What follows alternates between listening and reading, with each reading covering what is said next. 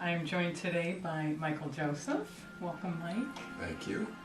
And Mike or Michael, which do you prefer? Mike is fine. Mike. Mike is a massage therapist and a Zen Shiatsu practitioner. That's right. And much, much more, but we're going to focus a little bit on your work and hopefully also share just about on a personal level who you are, on a being level who you are. Okay. So, what can you tell me about the Shiatsu, the Zen Shiatsu? How does Zen Shiatsu differ than Shiatsu, or is there a difference? I'm not sure.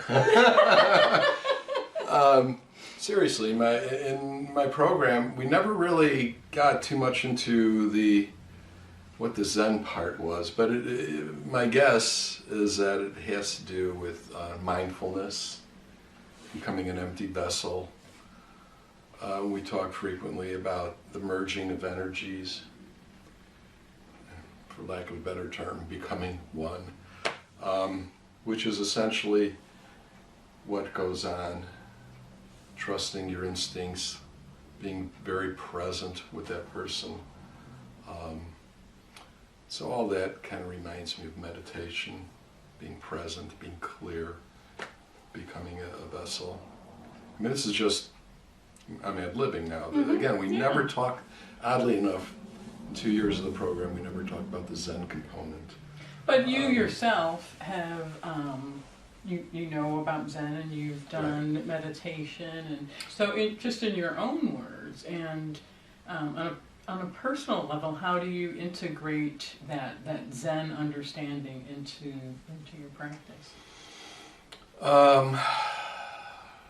Pretty much by what I said. I do try to empty myself in preparation for a session, whether it's including the drive up to see a client, in terms of really putting myself behind and allowing myself to listen and to tune in, to breathe with the client, to be totally present for them. That's the part that makes sense to me. Not to think in terms of clinical concepts, not to even to think too much of an approach, but let the moment unfolding guide me. What I find in each moment is an aha, maybe this, go here. So there's a lot of intuition. A lot of intuition, a lot of just trusting the moment. The more I can do that, the better the session is. Mm-hmm. So that part, I would say, kind of speaks to the Zen component. Mm-hmm. Moment to moment, being present. Don't get in your own way. Mm-hmm. Mm-hmm. So say, for example, someone came to you and they were experiencing a lot of arthritis, say in their neck. Something like that. So through your studies, is that something you have an awareness of, or do you, like you said, you just go into that session and kind of allow the body to talk to you in a way? Well, both. I mean, there's a lot of preparation to this work, to do this work. The Zen part does come with after all the academics. That's the hard part to learn. But you need a theoretical understanding of the body, the physiology, and especially the Chinese medicine component, which speaks to arthritis, which has its own interpretation of arthritis according to certain imbalances. By the 5 element associations, that's kind of the template by which Shiatsu has emerged as a practice. So there's a lot of understanding of how energy works, how it gets imbalanced, how it expresses itself when it gets imbalanced, and also what to do about it. So I do bring that to the session. I combine that with a real intuitive, I don't know if that's the right word, but a sensitivity to the here and now, what I'm feeling, what else I'm noticing. Don't come in with any preconceived notions, and let the body tell me what's going on. I'm not quite sure if I answered your question, Yeah. but it is a combination. Yeah, there is a lot of learning, a lot of book learning, always will be a lot of book learning, in addition to trusting what comes through what unfolds during the session. Yeah, well, intuition, meaning the inner teacher, it sounds like you would rely a lot on that inner teacher, besides all the book learning and education that you had to go through to become a practitioner. Right. That just as important is that inner teacher, that intuition when you're in a session with somebody. Absolutely. Yeah. Absolutely. I can't be rigid in concluding that arthritis means this. Yeah. Everybody who comes in with arthritis has their own personal story to tell about it and the reasons why they became arthritic. So I'm not going to even come from a vantage point of Chinese medicine and say, oh, this is what arthritis expresses in terms of imbalances, with the 5 elements, the earth, fire, water, wood, metal. Right. So I'm not going to be rigid in any interpretation. So before you do a session, do you do any kind of dialogue Oh yeah. with your client? Do you call them clients or patients? Or nothing Client at all? and nothing at all. Yeah, I know. Customer doesn't work. Yeah. Client sounds more business. Patient sounds more medical. So none of those really speak to it. Human being works. Yeah. So do you have a we call it. dialogue Huh? with them? Oh yeah. Before, you do. Yeah. And if they become any regular client, I do start to take notes and to be a little more analytical and combine my intuition with the analysis and try to understand what's going on with them from an energetic standpoint, energetic, physiological standpoint. But yes, we talk, what's going on, when did you first manifest these symptoms, what else was going on in your life at the time. I do know somebody has very bad rheumatoid arthritis. It happens soon after childbirth, right? So that's significant, that tells me something. Turns out blood loss is a precursor to some forms of arthritis. Well, during birth, there's quite a bit of blood that's lost. Stresses, what other stresses have been going on at that time, where do you feel the arthritis, what aggravates, typical doctor stuff. What makes it feel better, where is it located, can you point specifically to it? Yeah, I'll be doing all that. Yeah. And during this dialogue, would you mind moving? Because I think I have us kind of. Is my head cut off? It might be. Oh God, I'll have to redo this. Yeah, no, we're fine. We're right. fine. So during this dialogue, do you are you also paying attention to their body language, Yes. other things going Yes. on that would give you more clues as to what's causing their disease? We're always looking for what's under the covers because you cannot always get the complete picture through the verbal exchange. So we do look at things like quality of voice, how's it sounding, does it sound sad, does it sound loud, does it sound soft, does it sound, what certain qualities, not to get into all of them. Remember I had this lady, she always shouting, right? Always. Well, it turns out she's angry, and that tells me there's a liver imbalance because the liver is the seat of anger. So we're looking at that. We're looking at the coloring of the skin. We're looking at the feel of the skin. Is it hot, cold, dry? bags under the eyes, and may indicate dampness. Fluids aren't moving in the body. That would point me to certain organs, acupuncture points or acupressure points. Shiatsu would call them suburbs. So we're looking at all that, the gait, The gait, how when they're they're walking, walking. how they're walking. And as odd as this sounds, even the smell. But yeah, certain smells convey certain imbalances, and that's a very powerful indicator. As curious as that sounds, the sound. So yeah, there's all sort of things that we're looking at other than the words. That's interesting because when you first started talking about what you're observing, I definitely notice in myself whatever is going on mentally, emotionally, physically, spiritually, a lot of times does show up. I can hear it in my voice. Yeah, oh yeah.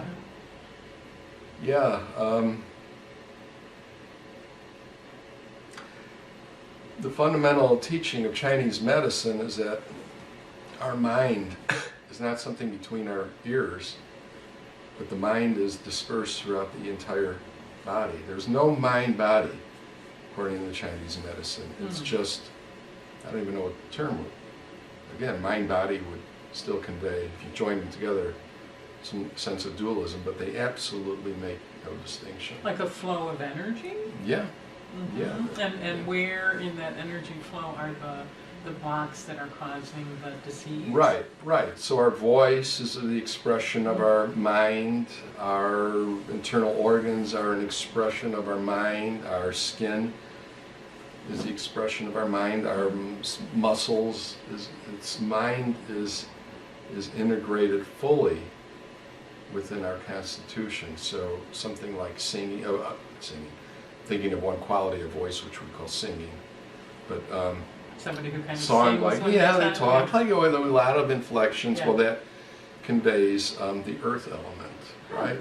So, and then earth element, the associations of that is certain personality characteristics, and that conveys to me, well, there's sensitivity in the stomach and spleen and pancreas digestion. So that's all. That's interesting. Chinese medicine. Because So I think I could be sometimes that Sing singing. song. Yeah. well, you're also then a very empathetic person, because that's characteristic of Earth. You care, sympathy, and if you are an Earth person, I'm not saying you are, but you worry a lot. that's the flip side. That's the bad side. But so I'm not quite sure how we got onto this, but our entire personality, our entire mind, what we call mind, is expressed throughout our entire body. Yeah, that's such a good point because I think you started out by saying there is no mind-body. It's like it's two separate things. no. There's no mind-body connection. It's a one concept deal. Yeah, which brings me into this question or just curiosity, because I am such a spiritual person, and this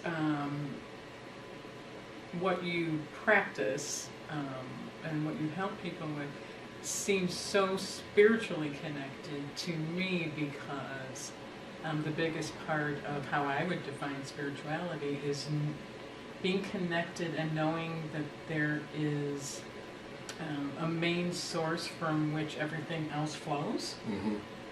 And so it would seem to me in what you do that you are also somehow including that spiritual awareness in your practice. Well, this is a good time to really mention the underpinnings, the origins of Chinese medicine, which is like, as far as I can tell, 5,000 years old, but it comes from Taoism, right? So Taoism, what is Taoism? It's the understanding of the laws of nature by the original Taoist who observed how life works, how the cosmos works, how things are interrelated, what's the laws that make things happen. Now, spirituality isn't something that exists aside from that. It incorporates all that. It's part of that.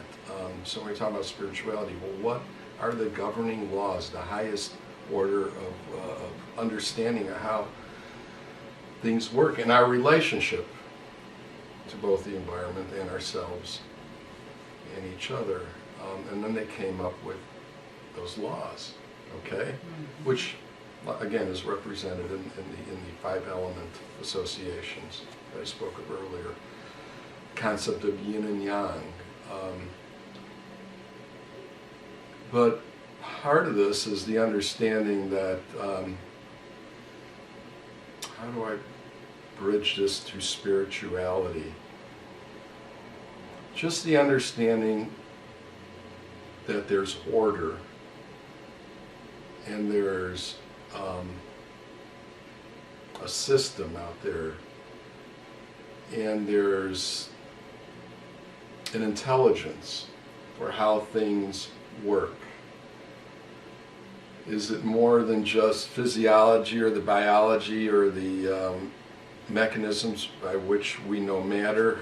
To be honest, Chinese medicine and Taoism don't directly, from what I see, speak to the notion of God.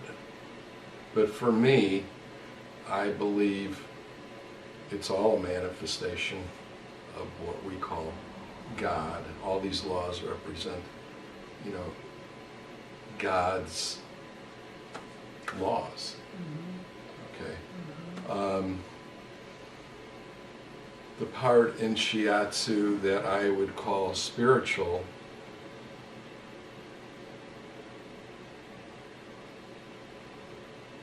do I have an answer? It comes down to how do I put this? What's a spiritual? I think you kind of started out by saying, and I'm not sure your exact words, but that it's connected to Taoism and nature. Nature's a big part of it. And so, a question I would have is, where and how did we become separate from nature? Aren't we also nature? Well, okay. Okay, good. You got me back on track here. The same things, the same laws that govern nature,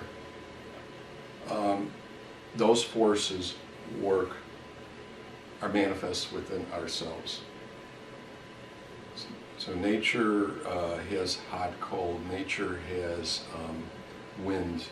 Nature has dampness. Nature has dryness. All these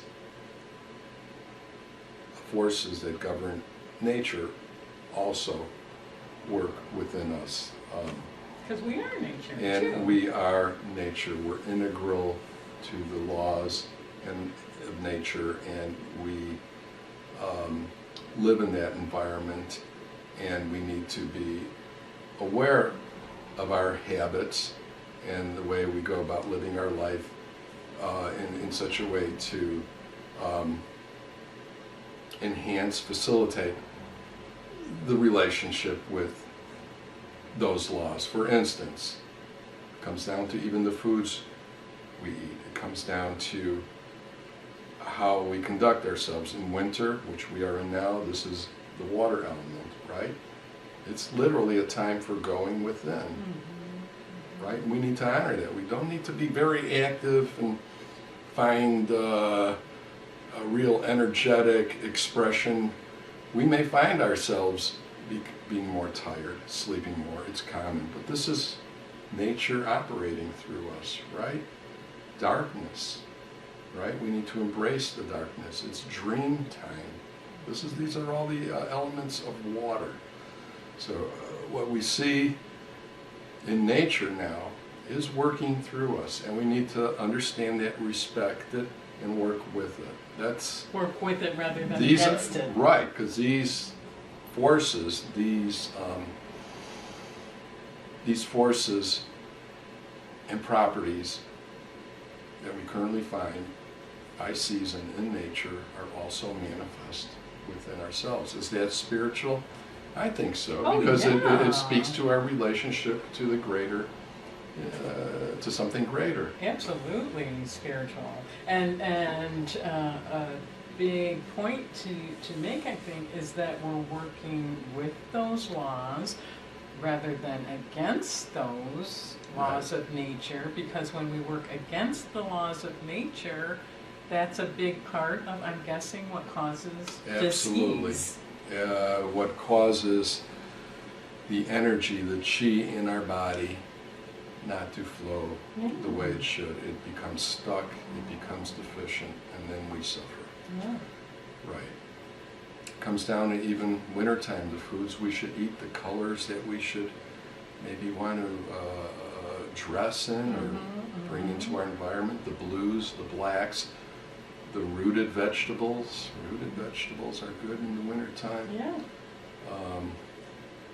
So it's very holistic. I guess Yeah. that's an overused word, but it is very holistic. Yeah. So we are so much a part of this thing we call nature. We need to work with it. Yeah. Yeah. And I think. not work against Yeah, it. As, yeah. And I think, at least in our Western society, that's a big part of a lot of the illness that we have, because in some big ways we've disconnected from our connection Oh with yes, nature. we are so out of sync Mm-hmm. with the laws, the Tao, Taoism, the laws. That is why we ultimately get sick. Almost all, I'd say all disease, all illnesses is somehow an energetic imbalance. Not just from emotions. I mean, that's the thing that's being stressed a lot. But emotions have a big play in our chronic, especially in our chronic complaints. But again, violating the laws.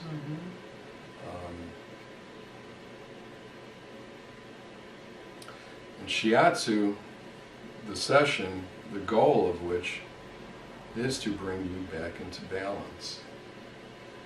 See where the imbalances are and bring you back, at least temporarily, but you get to that point of balance by understanding where in the body the imbalances are. Yeah. Right. Yeah.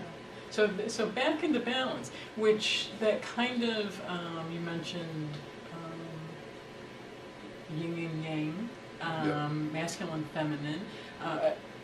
Everything in life has two sides to one coin, right? That is the fundamental law of the universe. Yes, Yeah. right there. You just said it. and to work with that in this dance that that flow does happen, and the imbalances and the disease comes from somewhere. Somehow a person has gotten out of balance with that beautiful dance that's just natural in life. Right. Yeah, so what the ancient Taoists found was it was one of their original understandings of yin and yang, that this energy, this life force, chi, what is it made up of? What are the rules that govern it? Day, night, dry, wet, cold, heat, masculine, feminine. It goes on and on and on and on. These are the laws of yin and yang. And again, one of the reasons we get sick is that we could be deficient or excess on a chronic level with either yin or yang. And one will deplete the other if it's too excess, and then the other one is insufficient, and then it cannot nourish the other. That's getting into a little more abstract concept, but they need to be in relative balance. And they are never in total balance. So But they can reach a place where that flow is there. that they don't cause any harm. Right. Yeah. There's no imbalance, no imbalance to the point that we suffer. Yeah. Right. Yeah. Right. Yeah. Which kind of brings me to this question.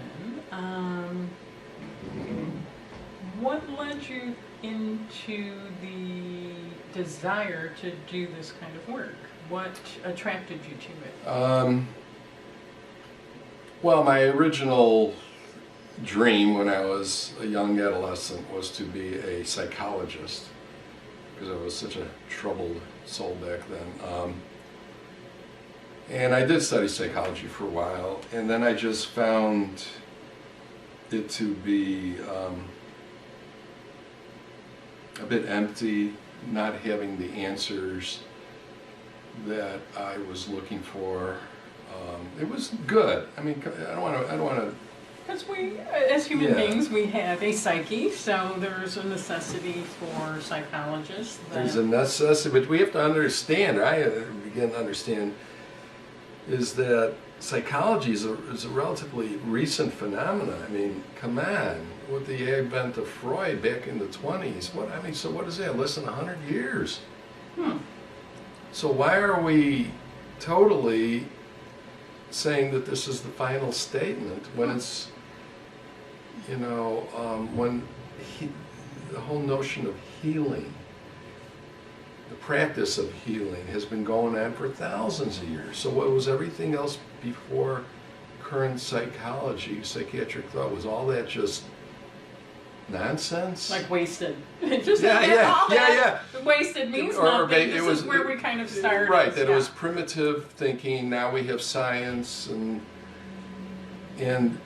ultimately it wasn't helping me, to be honest.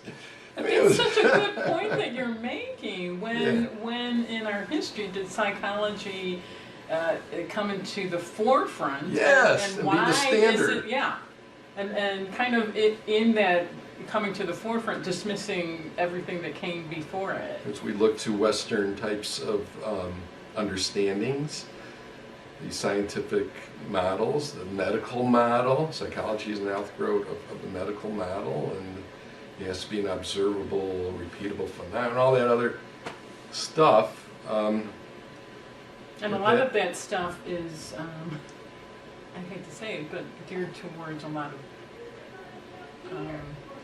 money-making. Yes, it's an industry. An industry, yeah. Right, I mean it is, and that also made me quite skeptical of it, that to get the help you need from that institution, you either have to have very good insurance or have a lot of money, frankly. And I thought, this is not right. Where else do you go for healing?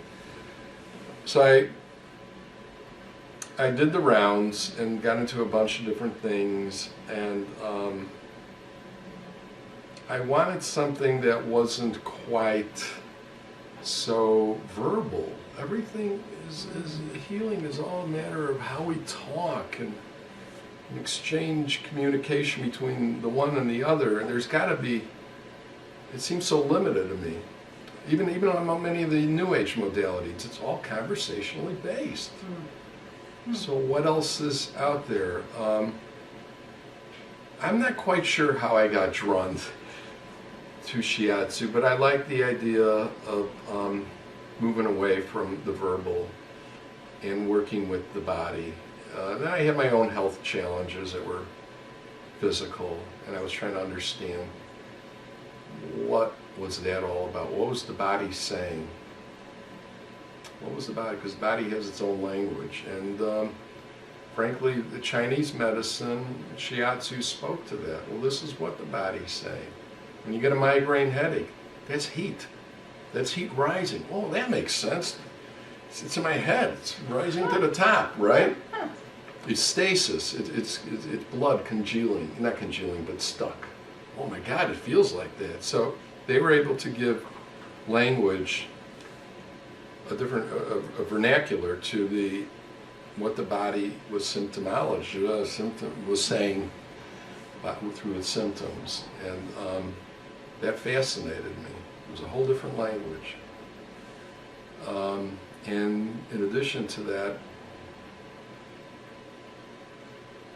I am very scientific by nature, even though I may not seem it, but here's this whole construct, this theory, this body of knowledge, but it has an application, and it proves itself in the clinic through acupuncture, through herbal medicine, through Shiatsu, through acupressure, through Qigong, Tai Chi, so you have some proof of the concepts before and after, and I thought, well gosh, this kind of appeals to me. It's not just pie in the sky. There's an application. I read a book in Chinese medicine where he said, if it doesn't stand the proof of the clinic, it's dismissed. It's by an old school acupuncturist, Chinese guy, and I said, damn right, like why else? So because this guy's saying it? Yeah. No, where? So maybe it's my hang-up. I require a little more empirical substance. So I like that part of it. Okay, is my working these points, am I really doing anything? Well, yeah, because this has thousands of years of application, these points. Clinical evidence that they work. Wow. So that appealed to me. Kind of like, that appealed to me. I think somewhere in here it's compared to, some call Shiatsu also assisted yoga. Okay. Right? And yoga is a science as well. It is. It's, I'm not, but again, okay, so that's the, that originated more on the Hindu, I'm trying to think of the word. But okay, that body of knowledge came from their understanding, again, of how energy manifests through the body and putting you through a series of movements to help free up that energy. I never really could understand yoga. Why were people getting in these strange positions until I began to understand Chinese medicine Shiatsu? They're working with the qi. They're releasing the qi by putting themselves in these positions that help break up the congestion and bring you back into balance and health. And health. So yeah, we do a lot in Shiatsu with putting the receiver. So the word I was looking for before, not the client, not the customer, the receiver. Receiver, yeah. And I'm the giver. In yoga types of positions to help restore energetic balance by freeing up anything that's holding that energy from moving. So we have a lot of stretching, a lot of positioning, and when I put somebody in a yoga-like position, I may also be working on points to further encourage it. I'll be working maybe with visualization too. My intent, how do I see that energy flowing through the body? I'm just starting to work with that. Our teachers, some of our teachers would encourage that. Aren't you a Reiki master as well? I am, but I don't actively practice Reiki. Not that you're saying it out loud, but isn't that something that you kind of just carry with you once you know it?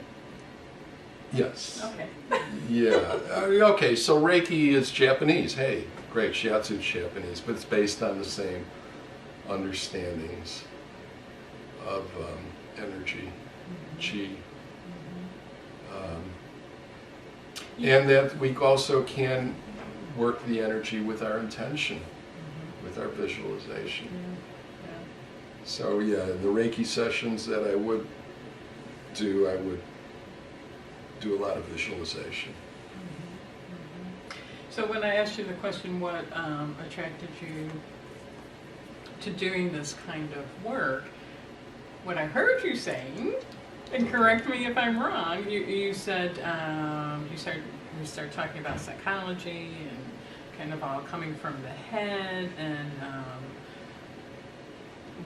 what I kind of heard you saying is a lot of what's offered in the Western world is, in a lot of ways, ego-based?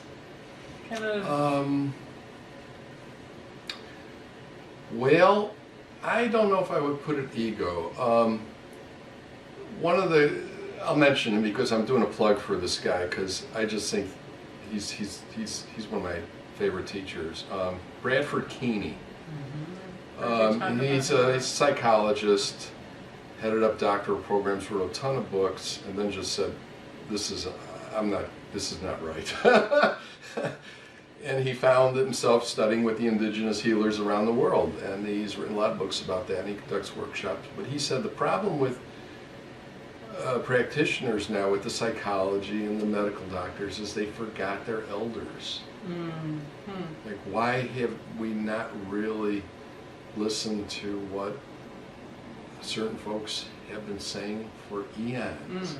Why are we just totally convinced that doesn't have any validity in today's day and time? And that really resonated with me, because these people were healing each other, really healing each other without the medicines and without psychology. And what are they doing? A lot of what they're doing is energy work. Mm-hmm. We need to respect that and to go back and hear what they're saying. Yeah. So that's what drew me to it. The other part about it is that, my goodness, in today's day and time, we don't get touched. And we know that touch feels good. We probably crave it a lot more than we admit to. But the healing power of touch is just something that has largely been discarded, and really needs to be brought back into the fold of healthcare. I don't even like to use that word, because that's, again, but when somebody needs healing, they need to be touched. It's not trivial. No, not at all. It really is not. But missing in our Western medical model of, Right.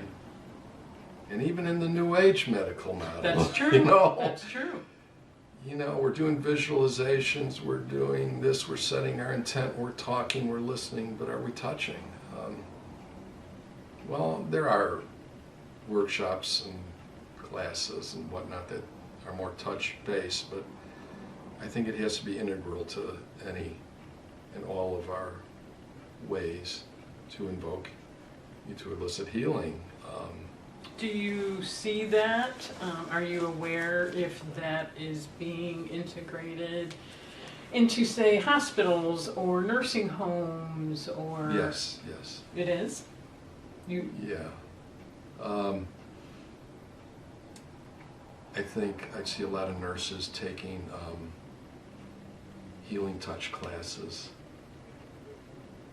I remember once I had a biopsy, and I was shaking like a leaf before they inserted the needle.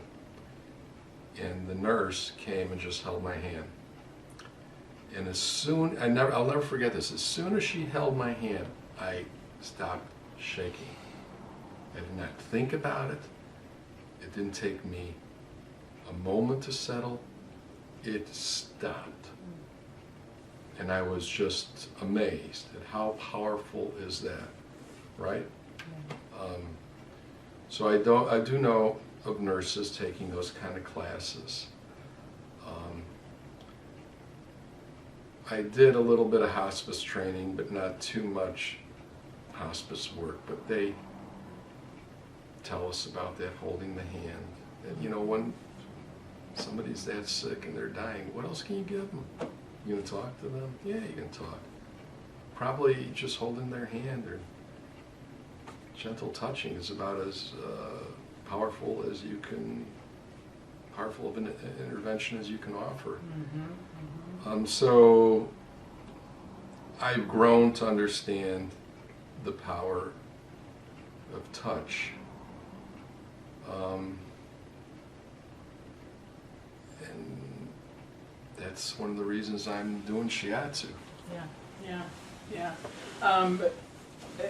When you have an opportunity to listen to this video back, you may be surprised that you did such a wonderful job at connecting all these dots as to what led you to this point in time doing the kind of work that you do.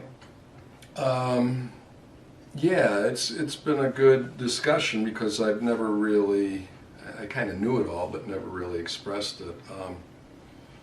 But yeah, I see that there's been a progression. There's a nice, what's the word, interconnectedness of the sequencing of events. And you've touched on so many great points of what seems to me a big missing gap in our Western society. And hopefully anybody who's watching this video will get that connection and understand that Shiatsu and what you offer is a choice that's available, that maybe not, maybe isn't out there like your general practitioner, or take this pill, or it's not an easy fix. Would you agree with that? That it's a relationship that kind of has to unfold between you and the giver and the receiver? It's not an easy fix? Oh, well... Like take this pill? Wow, that's a loaded surgery? Question. It sure is. I'm good at that. You know, some people come... Well, you know, the closest I can say is it depends. Not to exclude the Western medical knowledge, not to exclude surgery or exclude medication. I don't mean to imply that. But to know that there are other choices, and maybe to include those other choices with what's in the forefront that's usually offered to people. It's no, I'm not correcting. No, it's all right. I'm trying to give a coherent response. I just think it's incumbent, three things. Incumbent on everybody to just take charge of their health care. Look at the alternatives. Be your own advocate? Oh my goodness, because if you're not going to be your own advocate, the medical institution will advocate for you. Yep. And they will make all the decisions for you. Mm-hmm. The other thing is, healing, again, respect the elders out there, see what else is out there. My bias, of course, is the Chinese medicine. There's also the Ayurvedic model and probably others. Some of the shamanic practitioners, but these are our elders. So start a query, look what they're having to say, look at, we didn't get sick necessarily because our physiology going wrong in a random manner. What led us to this point? Are we living a balanced life? What does Chinese medicine say about living a balanced life in our diet, in our behavior, in our habits? Does it happen? Does it take time to develop a relationship? Yes. I mean, you have to make sure that the practitioner you're dealing with, there's a connection. Yeah. If there's not, leave. No matter what they're telling you. But trust your instincts. Do I feel right about this? In Shiatsu, like any other intervention, if the person is ready for healing and the practitioner reads that person right and there's a coming together, you could have a significant change right there and then. Maybe it'll be slow and gradual. Mm-hmm. Maybe it won't happen at all. Mm-hmm. So it's hard to say that will it take time? Yeah, I would say generally you have to give it several sessions, but if you get the right person at the right time and you're ready and there's a good connection, who knows? Right. So all that stuff. my basic philosophy, personal philosophy, is why are we here? You know, why are we here? Well, many times we're here to heal. Why are we here on this earth? What is our mission in this lifetime? And for those of us who have challenging illnesses, and I've had a number, we're here to heal. We're here to mind, body, spirit, all one. And I find that and that healing, for me, in the throes of medical crises, I did reach out and said, okay, this is going to be a spiritual quest. It's not good enough otherwise.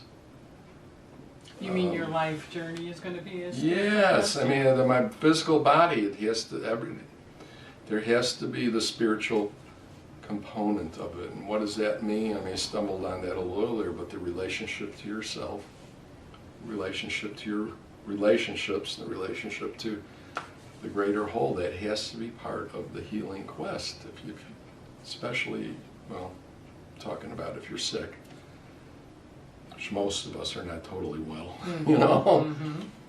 But yeah, that has to be brought into the fold, in my opinion. Yeah, to look at life as that spiritual quest, kind of a holistic viewpoint that, and I speak of the Western society because that's what I grew up in and that's what I know. Sure.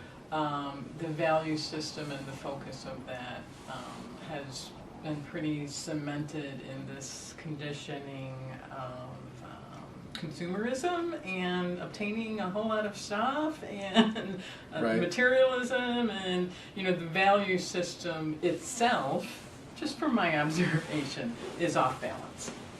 Oh, yeah. Big time. And then when we get sick, it's just because our biology went bad. Laws of physics. Yeah. More materialism. Yeah. Right. So materialism extends right into our disease model and the model of health, which is, there is not much of a model there, it's just the absence of disease. And what we value as a society. Yes. In my observation, is pretty off balance and could make somebody sick. So to find someone like you who is offering this kind of work, Yeah. It's becoming more and more available, but it can be sometimes like finding a needle in a haystack because of what's really valued and kind of pushed to that forefront. So, as we said, to become your own life advocate, on all levels of your being. Yeah.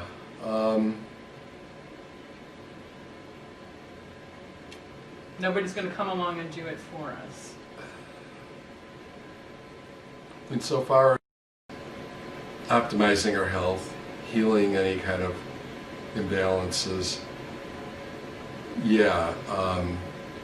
it really starts with going inside. It starts with studying our self-study. It starts with a real desire to reconnect with ourselves in a different manner, relating to ourselves different manner, relating to spirit in a different manner, or start if it's never been done. And I don't know, I don't think there's any more ands. Just as much as we can study and the universe and as far as it could expand and how we study the external expansion of the universe, if we turn that around and go into our inner universe, which Right. is there as well, it's just as wide and just as expansive as what we call the external universe. So it seems to me that, as you said, that's a great place to start, to understand that you have an inner universe. We have an inner universe, and once again, Taoism would say, Chinese medicine was saying that other universe is circulating within Yes. you. So you might as well start. Yes. You might as well start with yourself, because we're just an expression of the same energetic substrate, the chi, that we see in the universe, this life force. It's all working through us, right? So when we're looking at a star, it's a continuum. As Carl Sagan used to say, we are star stuff. Absolutely. When we look at a star, we're looking at us. He's right. He's right. We don't quite operate out of that understanding, but that is the case. That's our mission, to get back to that kind of understanding, that kind of relating. To get back to what's natural. What's natural. And somehow we disconnected from that, but I think we're finding our way back. And thanks to people like yourself who... You're kind. It's true. It's true. Who have the courage to step out at no matter what part in our life, and a lot of us are doing it in middle age and beyond. We're stepping out and we're making changes, and we're being that change we want to see in the world. Okay, well, where we are in our age, which is middle age. It's the metal,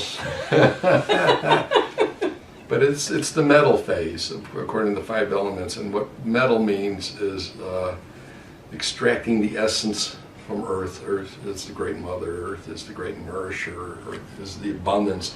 But now we're refining the process, and our value systems are becoming more gelled. We're just taking the essentials, and we're discarding all the rest. So that's what came to my mind. I keep relying on the 5 elements because it speaks so beautifully to our lives. I didn't realize that at different ages there's an element that's kind of connected to that. There's a growth cycle in the 5 elements. The next element is back to water, which is our demise. I shouldn't say it like that, but it's coming back to the point of creation, to the source, which is water. And from there, springs. Spring, which is wood. Maybe that's childhood, maybe that's adolescence, and then into summer, which, I don't know, maybe I'm ad-libbing here. Adulthood. Enthusiasm, the vibrancy, the expression, the passion of life. And then as we get older, we get wiser and we slow down and we become a little more philosophical, and that's metal. And where Earth, it kind of stays in the middle and holds us all together. That's the mother, that's the nourishment, that's the point of balance that brings it all together. So it's like... It speaks like a beautiful poem. It does. Doesn't it? Because life can be. It really is. It's such a wonderful metaphor. But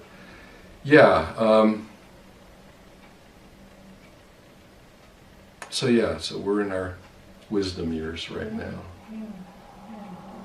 So is there anything, if you were to say to somebody who happens upon this video, is there anything you would want to say to them to invite you into your practice of Shiatsu? Yeah, check it out. Check it out!